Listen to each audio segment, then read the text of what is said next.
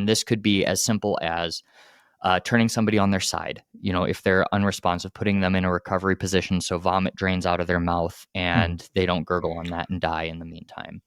That could be positioning somebody's jaw, doing a head tilt chin lift, which is literally just taking their chin and picking their head up, and that just lifts the tongue off the back of the throat for them. Or it could be, inserting an NPA or even doing a cricothyrotomy if you want to go that far. And after that, we're looking at respirations. Great, we have a line of communication of air.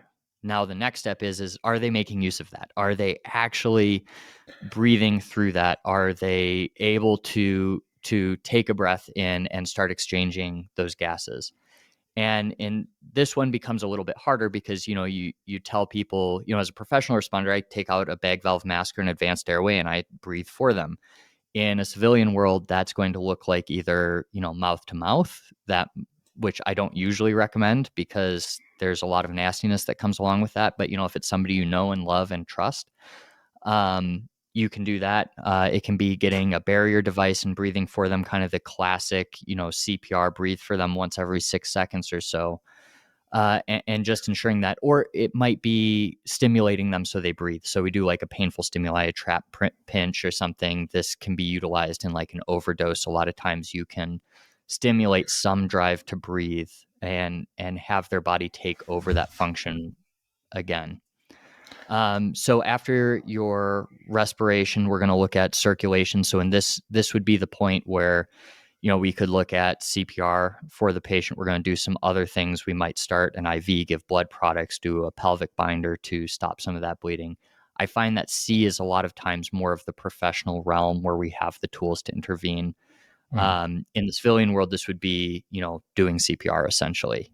For these patients. And there are some other skills you can learn, but it's a little bit above the purview of podcast. And then, last but not least, when we have like an H, that would be hypothermia.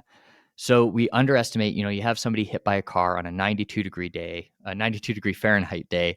I'm not sure what that would translate to in Celsius, but really hot out. It's a hot summer day and they've bled a lot and you've done all of these treatments.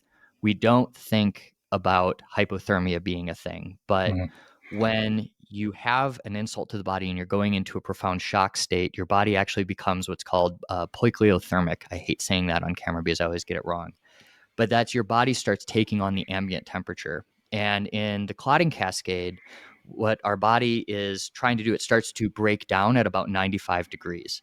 So with that, your temperature is going to start dropping and they can actually become hypothermic on a very hot summer day. So preserving that body heat because they don't have the ability to preserve it themselves, that's actually going to do a ton for them in terms of bleeding control and helping mitigate some of that internal damage that's sure to have gone on. And then a lot of these algorithms, we add on an E, which would be like extrication, getting somebody, out of that situation would be the next step there. And that's just one example of a algorithm to kind of assess your patients. If you want to go really simple, CAB, circulation, airway, breathing, stop major bleeding, start CPR, make sure they have a patent airway and breathe for them if they need that to happen. That's a really simplified version of that.